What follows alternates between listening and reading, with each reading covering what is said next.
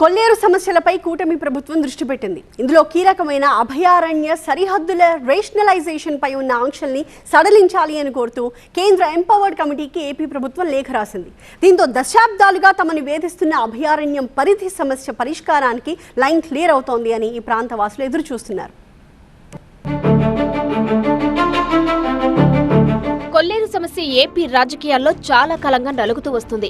ఉమ్మడి ఆంధ్రప్రదేశ్లో 1999లో నాటి ప్రభుత్వం 120 ద్వారా సుమారు 77,138 ఎకరాలను అభయారణ్య పరిధిలోకి గుర్తిస్తూ నిర్ణయం తీసుకుంది. తర్వాత 2006లో జరిగిన ఆపరేషన్ కొల్లేరు స్థానిక ప్రజలకు కంట్లో నలుసుగా మారింది.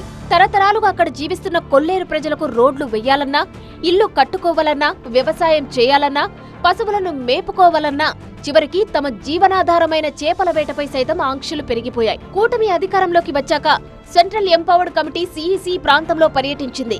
ఈ క్రమంలోనే గత ఫిబ్రవరి 24న జరిగిన ఏపీ కేబినెట్ సమావేశంలో ఒక కీలక తీర్మానం చేశారు.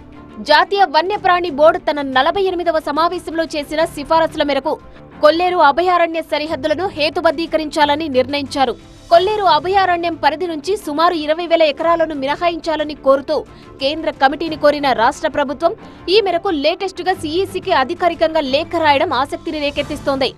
ఈ కొల్లేరులోని 20,000 ఎకరాలు బయటకు తీసుకురావడానికి ఆ కేబినెట్ తీర్మానం ఆమోదించింది.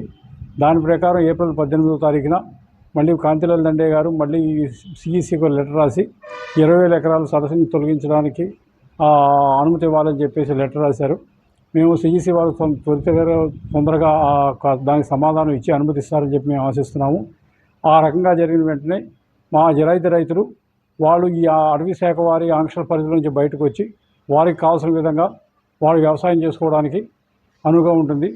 సరిహద్దుల గుర్తింపు ప్రక్రియలో స్థానిక ప్రజల నుంచి తీవ్ర నిరసనలు వ్యక్తమవుతున్నాయని, ఇది శాంతి భద్రతల సమస్యకు దారితీస్తోందని కొల్లేరు లేక్ మేనేజ్మెంట్ అథారిటీ గమనించింది.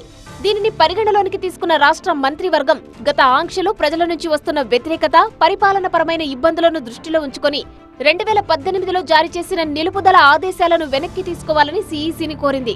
ఈ 20,000 ఎకరాలు మినహాయింపు ఇస్తే గనక కాంటూరు నుంచి కొల్లేరు ప్రజలందరూ కూడా ఈ 3 లక్షల మంది పైచిలకు జనాభా కూడా దాని మీద జీవనాధారం మీద ఆధారపడుతున్నారు కాబట్టి వాళ్ళందరూ కూడా చాలా సంతోషిస్తారని చెప్పి మా బీసీ ఎస్సీ సామాజిక వర్గాలకి చాలా మేలు జరుగుద్దని చెప్పి మేమందరం కూడా నమ్ముతూ ఫిబ్రవరి 24న రాష్ట్ర మంత్రివర్గం తీసుకున్న నిర్ణయం మేరకు తాజా ప్రతిపాదనలను కేంద్రానికి పంపారు.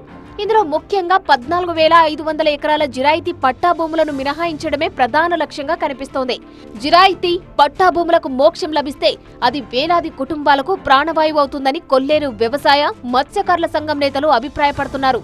లేదు మాట వరకు చెప్పేవారే కానీ ఇవాళ రాతపూర్వకంగా రాసి నా ప్రజలు ఇబ్బంది పడుతున్నారని పవన్ కళ్యాణ్ గారు కానీ చంద్రబాబు నాయుడు గారు కానీ బాధ్యత తీసుకుని వీళ్ళకి న్యాయం చేయాలి, ఇది చెయ్యండి, 20,000 ఎకరాలు ఇక్కడ ప్రజలకు ఇవ్వండి, మిగిలింది మీ విషయం మీరు ఎలా చేసుకున్న ఫారెస్ట్లో చేసుకోండి అని చెప్పారు. ఈ 20,000 ఎకరాలు కూడా కోర్టు పరిధిలో ఆంక్షలన్నీ తీసేయండి, వాళ్ళు ఇష్టంగా చేసుకుంటారని రాసి పంపడం మాకు చాలా కొల్లేరు ప్రాంతం అసలు సంతోషం. కొల్లేరు ప్రాంతంలో సుస్థిరమైన శాంతిని నెలకొల్పేందుకు, ప్రజల ఆందోళనలను తొలగించేందుకు ఈ సరిహద్దు మార్పు అత్యవసరమని ప్రభుత్వం భావిస్తోంది. ఈ లేఖ నేపథ్యంలో కేంద్ర కమిటీ ఎలాంటి నిర్ణయం తీసుకుంటుందనేది ఇప్పుడు ఉత్కంఠగా మారింది.